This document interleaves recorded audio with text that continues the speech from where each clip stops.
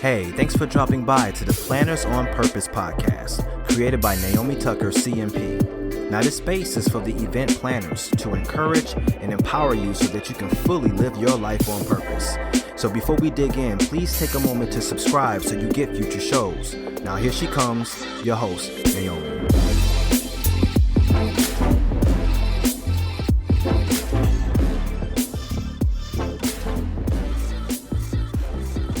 Well, hello everyone. It's Naomi Tucker, and thank you so much for tuning into this episode of the Planners on Purpose podcast. Today, I'm looking forward to sharing with you an interview that I had with Mark Herschberg. Now, Mark is the author of Career Toolkit, which is the essential skills for success that no one taught you. And he's also the creator of the Brain Dump app, which we'll get into during this interview. He spent his career launching and developing new ventures and startups in Fortune 500s and in academia with over a dozen patents to his name. He also works with many nonprofits, currently serving on the board of Plant a Million Corals. Mark also was ranked the top ballroom dancers in the country, and now he lives in New York City, where he's known for his social gatherings, including his annual Halloween party and his diverse cufflink collection. Now, in our interview, Mark and I discussed the event planner as a career, the changing shifts in our space of the event industry, and how to become an effective team member, communicator, and leader. Now, as you can see, we cover a lot, and I look forward to sharing this interview with you. So let's get right to it. Enjoy the conversation, and we will see you on the other side.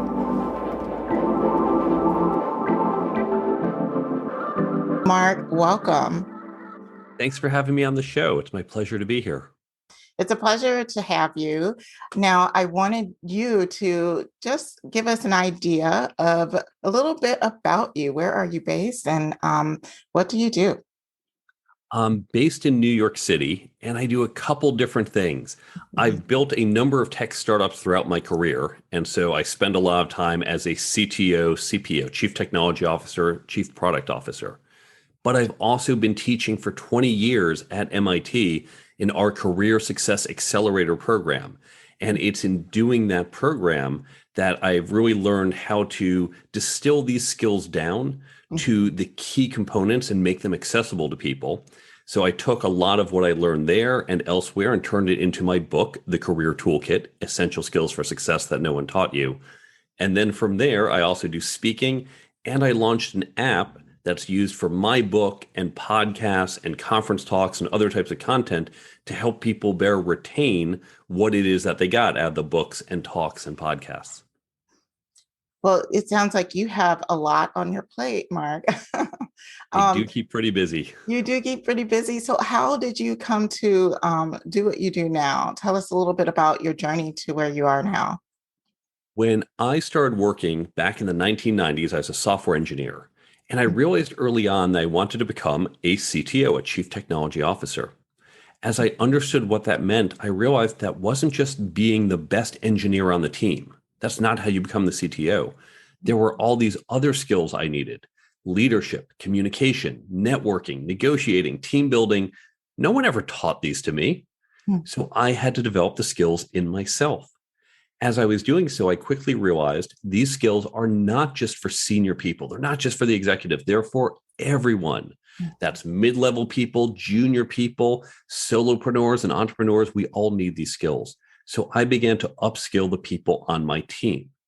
As I was doing that, MIT had been surveying companies and finding these are the skills companies want, but they can't find. And to be clear, I've seen similar surveys from other universities. These skills, they're not just for engineers from MIT. They're not even just for recent college grads. They are for everyone, all levels, all departments, all industries. Companies can't find it. So MIT wanted to create a program to get this into our students. It's the Career Success Accelerator program at MIT. And when I heard about it, I reached out. I said, I've developed some content for my team. I'm happy to share. I thought that'd be one and done, but instead they asked me to help create some additional content and then to teach. So I've had this parallel career of building tech startups, but also teaching at MIT and elsewhere. That's amazing, and it sounds like you got signed up for an additional task, and it definitely paid off. And I think it's just so important, like you mentioned, to have these skills. And tell us, is this something also for like event planners in the event industry that we would need to have as well? Absolutely. This is for everyone. When we think about what event planners do, Mhm. certainly having a strong network, really important. So you can pull in different people. You can find whether it's good speakers or you need a great lighting person or videographer. You need that extensive network. You Mhm. need to know how to lead and manage people. You are coordinating large events, lots of people, independent contractors who may not have worked together before. You need to know how to organize and manage them. You need to communicate, especially when we get changes, and how do we make sure everyone's on the same page. We've certainly seen a lot of chaos and changes the past 2 years. How do you make sure all these disparate people who are not in the same room together until the very last minute all know what's going on and can communicate effectively with each other as well? So leading, managing, communicating, negotiating, certainly as event planners, we are negotiating with every vendor, with the site, learning how to negotiate, doing just a little bit better in our negotiations can Mhm. help save thousands of dollars, tens of thousands, can get you a lot more resources and other things for your event. And Mhm. then the other skills like creating a career plan will help you be more effective in your career, or learning to work more effectively within the organization. All these skills apply. Yeah, absolutely. I sit on a couple of advisory committees for just up and coming students in the industry. And we talk a lot about soft skills, and it sounds like that's what you're referring to here. It's some things that technically it's hard to teach, but definitely a necessity in us in people making that selection for the right members of our team. So, can you give a word of advice for anyone that's trying to make a career change or role change into either event planning or any other industry? What do you feel like they would need to be consider? What would be your biggest piece of advice for doing those role changes? You need to have a plan. So Mm-hmm. many people just think, oh, I'm going to switch careers, or maybe I'll get this next job and Mm-hmm. hope that it works out. You would never do a project. You'd certainly never do an event and not have a plan. You don't say, well, 10,000 people are showing up in 6 months. All right, lighting people show up and you show up, and I'll see you all in 6 months. You have your plan. What are we doing this month and next month? How do we know if we're on plan, off plan? You have other people you check your plan against. Hey, can you give me some input here? The same thing applies to our careers. Create that plan, recognize, are you behind schedule, on schedule, adapt. We know no plan ever works exactly as you lay it out. Your career is not going to go exactly as you lay it out, and Mm-hmm. get input from other people. So all these techniques we know we can apply to creating and executing our career plan, whether it's for a pivot or for accelerating getting further in our careers. That's great. And when you talk about plan, what are some key components that you can offer our listeners into creating that plan? What should be in their plan? Again, if we think about events, you say, okay, Mm-hmm. that day of the event, I know what it needs to look like. Mm-hmm. Let's backtrack. I know I need to have certain things done a month ahead of time, 3 months ahead of time. And that's the same thing with our plans. If this is where I want to be in 10 years, you can't just say, well, I hope I'll wind up there. When I think, for example, about my career, if I want to lead a team of 100 people, no one's going to say, well, you haven't led before, here's 100 people. To lead 100 people, they'll need to see, have I led a team of 50, 60 people? Before I can do that, have I led a team of 20 people? Before that, maybe a team of 5. So I recognize if this is where I want to be in 10 years, I can backtrack and say along the way, these are the things I need to achieve to go step by step to get there. Now, I pick size of team as just an arbitrary example. It Mm-hmm. could be size of teams or size of events that you've done. It could be, have you done online events or hybrid events, because they want to see that before you can manage these big size events? Have Mm-hmm. you done things in this industry, because that's the type of thing that they want to see to get that dream job that you want? Have Mm-hmm. you done even small webinars? Because maybe you've only done events, but they say if you want to be director of events, you also need to run online webinars, because Mm-hmm. that's something we do at this company. So Right. look at that job, look at what it entails, and then make sure between now and when you want that job, you've gained that experience. Mm-hmm. Absolutely. For many times, to be considered for a promotion or a role change, you have to be doing that role before you even, apply. So many organizations are looking for someone that can step in and can really operate at that role right away. So I feel like what you're saying is really important to get someone up to that speed, right? Just at the moment that they are able to apply, they should have all of those skills in order to work the job effectively. So exactly, because if you can show I've done each and everything you need in a person, you're a much better candidate than, well, I've done most of it, and I'm sure I can learn the rest. They're going to take that first candidate every time. Yeah, absolutely. And I feel like we're in this space, especially in the event industry, after the last couple of years, we have so many people shifting, getting into different roles. And many times there's a lot of expectation. Well, there is right now, expectation of, hey, you have to get in this role and you need to start right away. So we're seeing as a subsequent of this, many people are saying, hey, we want to now leave the role we just got into because maybe the role's not for me, or I'm finding out something new about this role that maybe wasn't brought to light during this interview process. So I'd love for you to speak to some of the shifting that we see going on right now and how we can avoid it and make choices for like a long-term commitment with people in the industry now. Great question. And something we as a society do terribly is communicate well during the interview process. Most job interviews involve you need experience XYZ or knowledge ABC, and that's it. And they don't talk about these other parts. Like, by the way, you really need to herd cats in this, as opposed to, hey, here's a team, we've all worked together. You just need to be on top of it and make sure we're crossing the T's and dotting the I's. It's the same on paper, execute this event, but that herding cats versus we already work well together, they don't put that in the job description. They need to think about this, the hiring team as well as the candidate, because if you need that cat herder and you're not explicitly looking for it during the interview process, you don't get the cat herder and now you're in big trouble. So we need to be more intentional with our hiring and have these discussions, hiring or promotion process. What goes beyond just those requirements, just that knowledge and experience?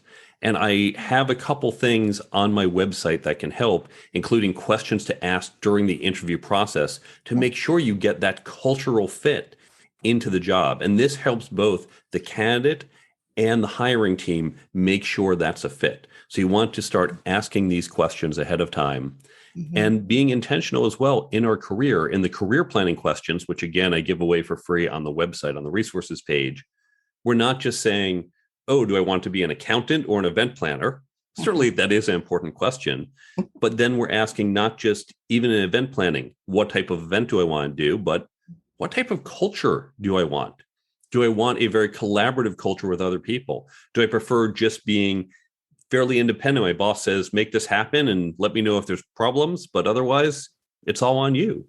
Different people might like different styles, and knowing our style and knowing what works is important to find the job that makes us happy. Absolutely. That's very good. And we'll make sure to link to those resources. I think it's so important to know what to expect when going into an interview, how to make ask the right questions, and definitely be transparent and intentional as possible. So those are very great points that you bring up. I think transparency is it's so key, especially in this day and age. I know we have a lot of people who are new coming into different industries, not just event planning. So as much as you can expose and be transparent about what they will have to work on a daily basis, it can do nothing but help the situation. So that's great. And that, by the way, is an important question that I encourage people to ask, because you might list, here are the 6 things you do in your job, and 2 different jobs list the same 6 things, but the ratio of how much you do of each is going to be significantly different.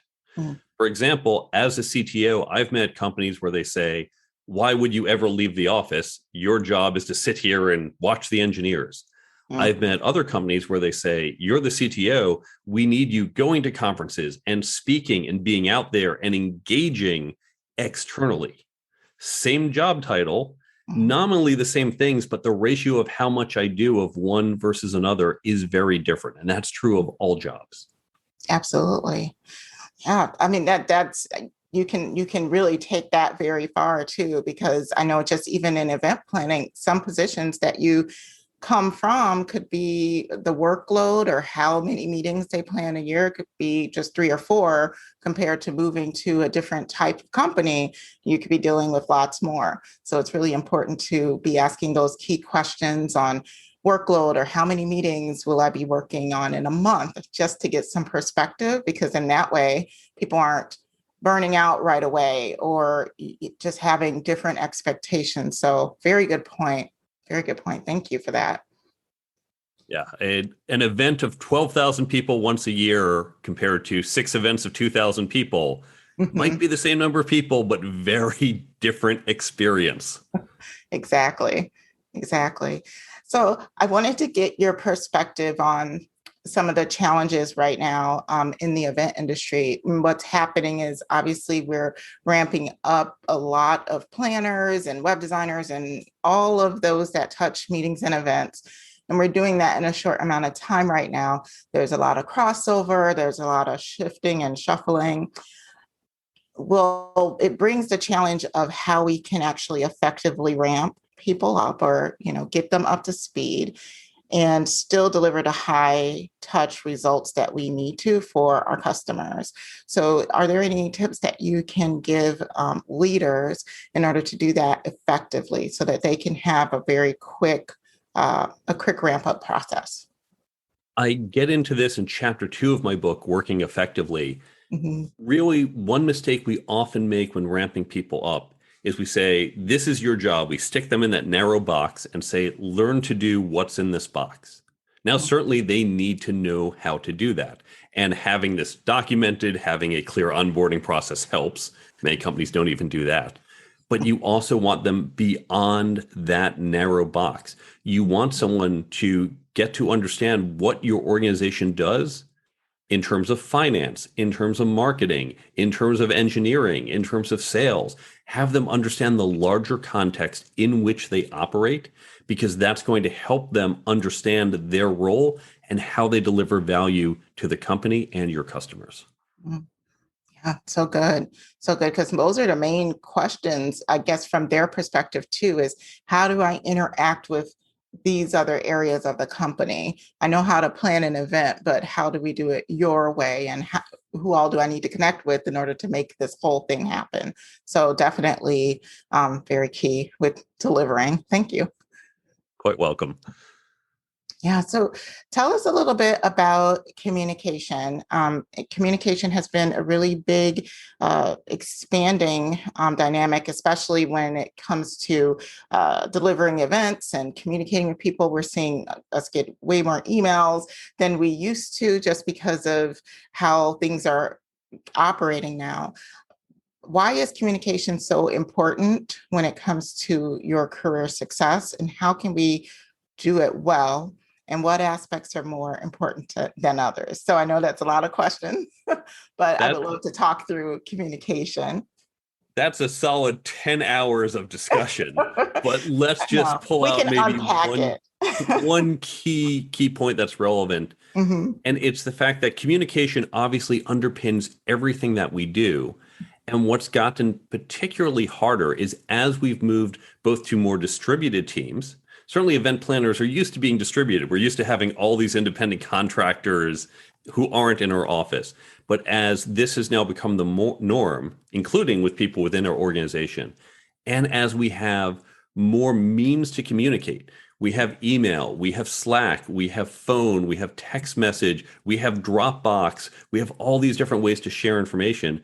We need to be a little more intentional with what information we are going to share and how we're going to share it. And so when you have especially disparate people, each of these independent contractors or small companies have their own means of communicating, you want to be explicit and say, we will use email to communicate this. use instant messaging for that. We will share files through Dropbox or Google Drive, but let's be intentional so we all know this information is here. And when you need to convey this information, do it this way, in this meeting, not that meeting, through email, not Slack, or whatever your means are. Obviously, there are emergencies, you'll get exceptions. At 11:52 p.m. the night before the event starts, they'll Slack, text, and do whatever they can to get your attention. Fine. But during the normal operations, let's be clear on how we're going to communicate so we're all literally on the same page and I'm not searching in the wrong place for the information I need.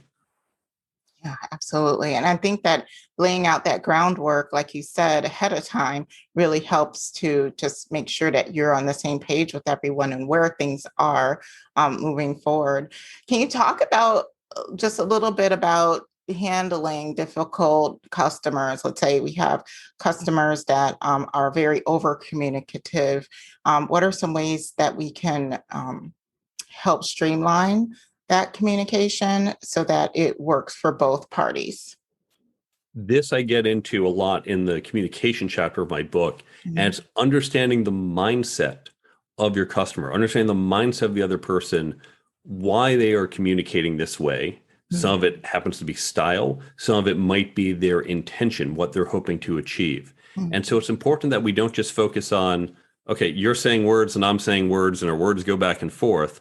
But Mhm. what are you trying to achieve with your words? And then are there other ways I can help you achieve that goal that might be more efficient than the path that you seem to be proposing? Mhm.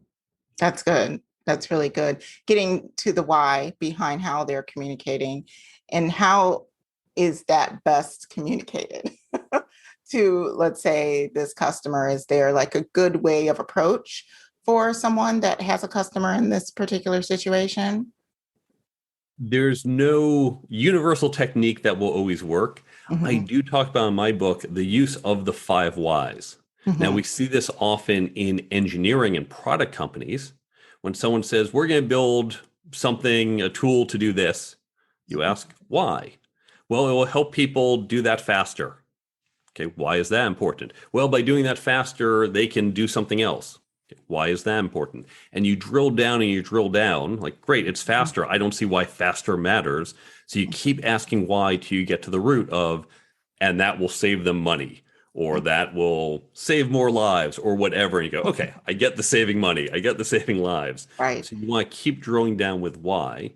Now, you might not want to be the person saying, okay, why? Okay, why? Okay, why? You'd be like an annoying 4-year-old.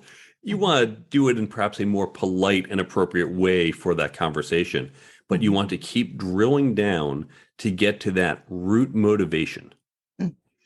Yeah, I like that. And then you are able to respond or communicate in a way that highlights that root why, and hopefully effectively just all of that other communication that's happening will cease a bit because you're communicating in a way that relates to their direct why. So I love that. Often when we see conflict at work, Hmm. we're having this conflict at this top level, but when you drill down to the root, you understand there might be different assumptions or different goals. And when you recognize that, you can then say, oh, I see why we're disagreeing. And you can either resolve or just say, oh, well, we just disagree. You think we have to focus on getting more customers. I think we have to focus on retaining our customers.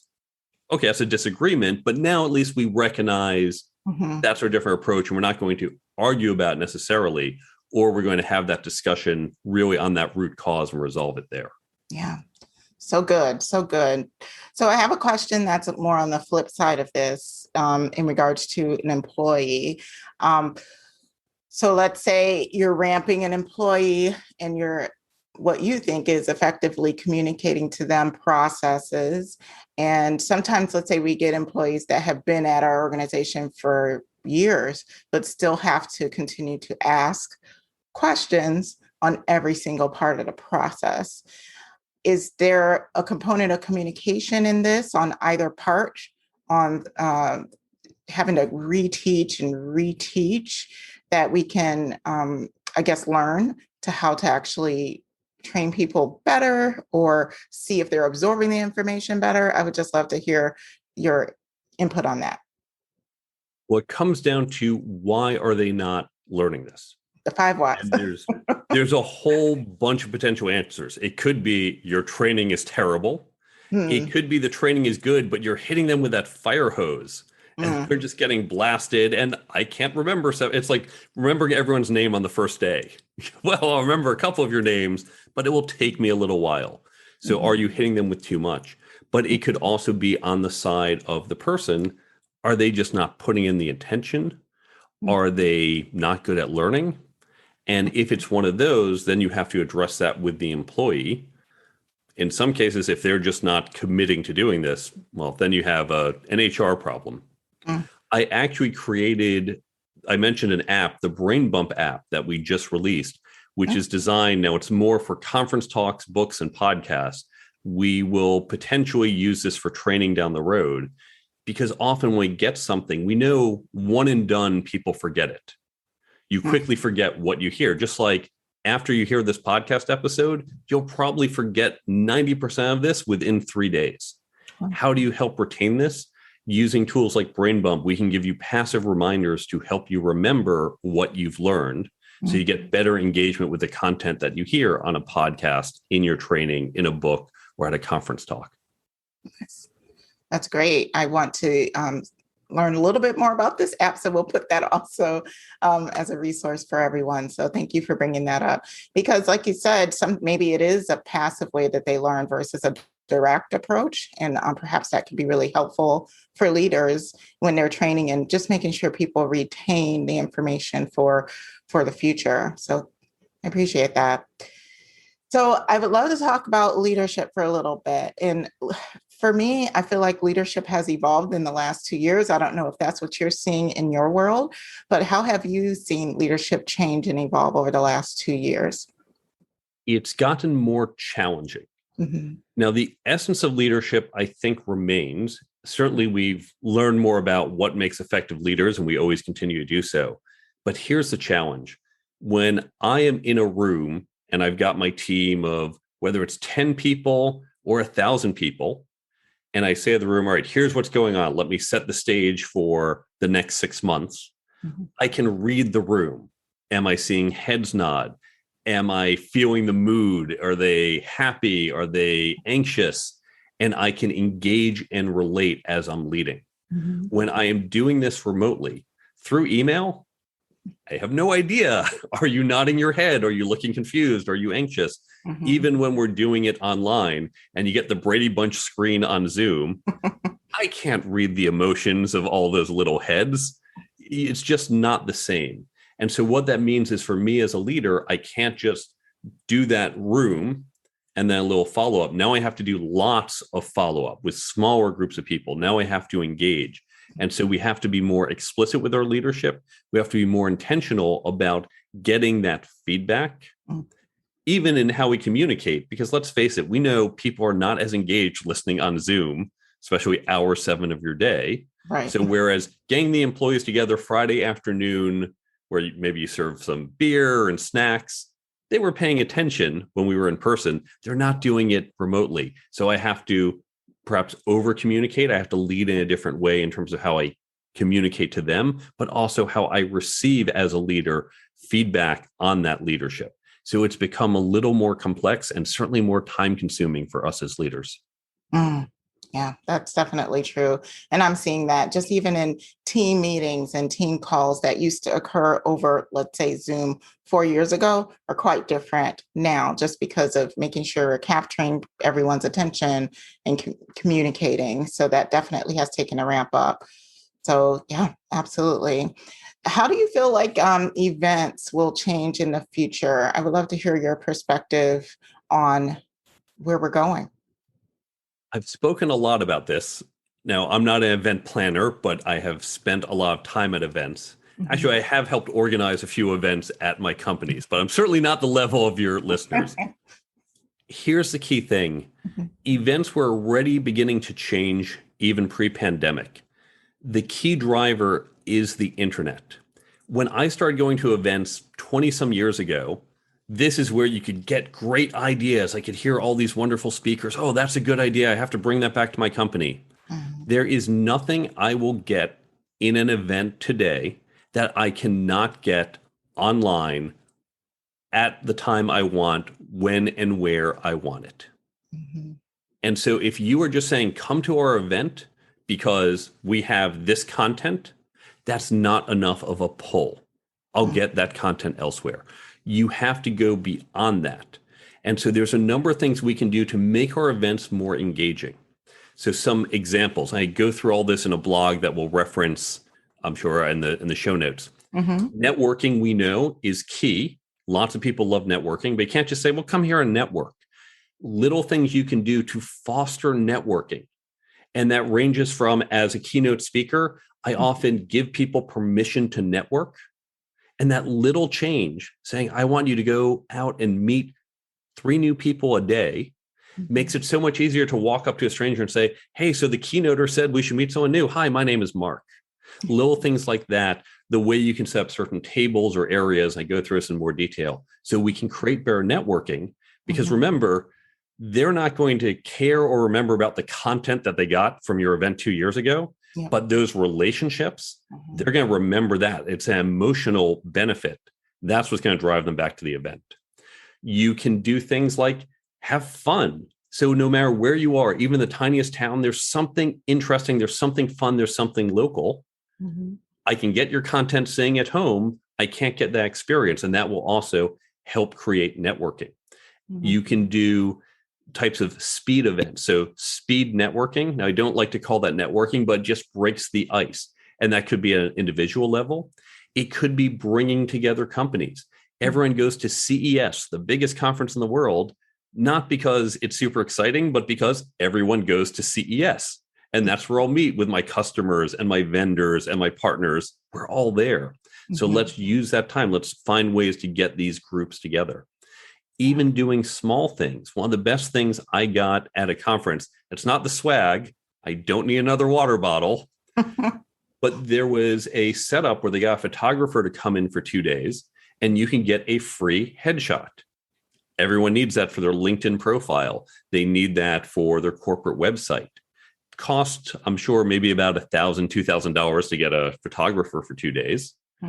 Small cost for a big conference, but now everyone has something. They say, oh, I am so glad I have that. And they remember it and they've engaged with it. And little things like that can make your event much more attractive. The final thing I'll say is, as event planners, you're thinking about that conference 365 days a year.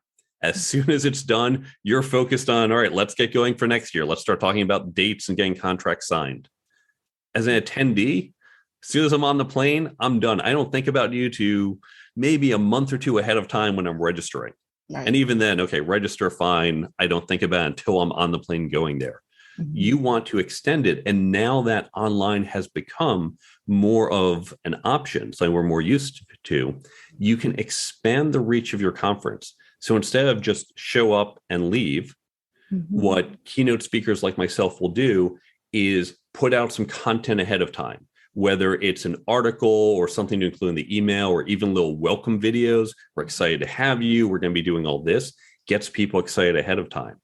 And then you can do follow-ups. So I'll often have in my packages, not only do I do the talk or workshop or whatever I'm doing, but we'll do a follow-up where we might do small groups, 3, 5 small groups in the month or so afterwards. This might be for everyone. This might just be for gold level or certain level people. 30 minutes. It's easy for me to do. I'm not getting on a plane again, so there's not a lot of additional cost. It doesn't mean I have to do a lot to do it. But 30 minutes with a couple groups of people, now they're thinking about your conference after the event took place. They're still engaged or doing follow-up emails. So you expand your reach. So really, we need to move from the, hey, let's just have people show up, give them content, they go home, to something that's more engaging over a longer period of time that connects more emotionally, more on the personal level. And that's going to drive people to show up to your events. Yeah, absolutely. And that is what everyone is looking for. I know I was literally just at a presentation given by Bonnie Carlson. She sits on the chair of MPI.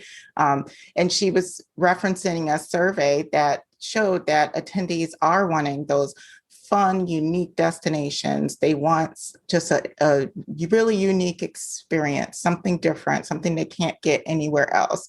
And it also led to this discussion, like you were saying, about relationships. People are looking for that emotional engagement. If they're choosing to get on a plane, come to your conference, or even show up these days, people's times are valuable, and they definitely are looking for those connections that you're mentioning. So I think that definitely is it for anyone that's listening. Definitely the way that they would like to go when it comes to all facets of their event. Choosing speakers, team building companies, really seek to add that emotional connection, surprise factor, so that people are fulfilled by the time they leave your event. And they remember, they have takeaways, right? Absolutely. And those takeaways, they are not the usual swag. Absolutely. We don't need another water bottle. Well, thank you. Are there any other thoughts that you would like to share? I just really appreciate having you on the podcast, but I welcome you to share anything else that you would feel would be useful to our listeners today. Well, I think we've covered a lot. Mm-hmm. I go even deeper into some of these topics, some event planning, some just general career planning on the blog on my website. So there's lots more content for you to engage with. Absolutely. Mark's website is amazing. Definitely take a look at, I'll invite you to share where that is, Mark, but it has so many other resources. You can purchase his book, awesome amount of blog resources for you too. But yes, Mark, why don't you go ahead and share with us where we can find you, where we can grab some of these resources if we are wanting to do that. I'm going to give you two websites. The first is the careertoolkitbook.com. That's my website. You can learn about the book. You can get in touch with me. Feel free to do so. Certainly if you want to bring me on for an event, but even if you just have questions about what we spoke about, I'm happy to chat with you anytime. You can follow me on social media. You can go to the blog, and the blog categories, we do have events as a blog category if you want to go right to topics relevant to you, plus the ones for your career. There is the free app that goes with the book, the Career Toolkit app. And if you go to the app page, we link to the Android and iPhone store, not specific to the book. And then there's the resources page, and that has lots of free online resources, including a lot of downloads, the Career Toolkit Development Guide, which will help you upskill not just yourself, but your team. We have those interview questions I mentioned. So all of this completely free at thecareertoolkitbook.com. Then there's a second site, Cognosco Media. COGNOSCO media.com, and we put out the Brain Bump app. So if you go to that website, cognoscomedia.com, and go to Brain Bump, there will take you to the Android and iPhone page where you can see the Brain Bump app that we use to help people retain what they learn in books, podcasts, blogs, and conference talks. And so you can see if that's something that's useful for any of the training that you do or some of the content that you have. Great. Well, thank you so much for sharing all of that. And we'll make sure those links and all those helpful social media links as well are definitely in the show notes so everyone can go and click and get there quickly. But before you leave, Mark, I would love to be able to ask you a few quick questions, just some surprise questions to ask you, if you don't mind. Please Are you do. okay with that? Okay. Perfect. So the first one I have is if you could name what your favorite professional development book that has helped you in your life. I would say two. And by the way, on the resources page, I list a number of books for those who want to go deeper or the ones that have really helped me. Okay. One is called Peopleware by Tom DeMarco and Timothy Lister. It's nominally about software management. Mm-hmm. There's not a line of code in the book. You don't need to do software to learn this. It's really about management. It's one of the best management books I have ever read. The second is The Charisma Myth by Olivia Fox-Caban, who teaches that you can develop charisma. And by the way, you can also develop leadership or networking or communicating well. All these skills you can learn and develop just like you can learn accounting or golf or anything else. So those are probably the two most helpful books in my own personal journey. Perfect. Well, thank you for that. My next question for you is, what do you like most about ballroom dancing? I was a competitive ballroom dancer throughout my 20s. And there's so much to like. The dancing itself is wonderful. When you're just moving on the floor to the music, Hmm. it feels great, especially to do the fun, really advanced moves. I Hmm. love that. But I would say the other aspect, ballroom dancing, because it's a relatively small community, Hmm. we all know each other. And so when I would go to the national championships, I'm competing against my friends, but we're not, oh, I'm going to take you down. We're there, we're supporting each other, we're cheering for each other, even though we're competing. And it was just such a great community. So I love both those things about it. Yeah, I will concur. It's a very great community. I have not competed with ballroom dancing, but I did take lessons and I just really enjoyed the community. So I just love that you love it and that you have that community. It's pretty amazing. So thank you for sharing with that. My last question is, what is your favorite thing to do to relax on a Saturday afternoon? I don't think there's any one specific thing. I do get excited about some of my writing, whether it was the book or the blogs or stuff I'm doing with the app. Mhm. I'm also quite happy to sit there and watch TV after a long week and not think. I love getting out to museums and plays. I love spending time with friends. So I don't think I have any one thing anymore. It's variety, and really that's the hallmark of my life. And you can see it in my career doing different things. You can see in Yeah. my answers hard to pick one thing. It really is variety. Hmm, that's great. That's awesome. Well, thank you for sharing just a little insight into Mark. I appreciate that. And I appreciate you being here. And thank you so much for being on the podcast. Thanks for having me on. Well, I hope you enjoyed this interview with Mark. And I just want to ask you, what is one thing that you can take away from our discussion and put into practice in some way in your life? Now, if you have that something, make sure you take action on it, put it on your calendar, and don't lose sight of it as you move ahead. Thank you so much for joining me here on the Planners on Purpose podcast. Until next time, stay on purpose. Well, that wraps it up for this episode. If you enjoyed the conversation, hit the like button and tell us how much you enjoyed the show by leaving a message in the comments. Thanks for listening, and we'll see you next time.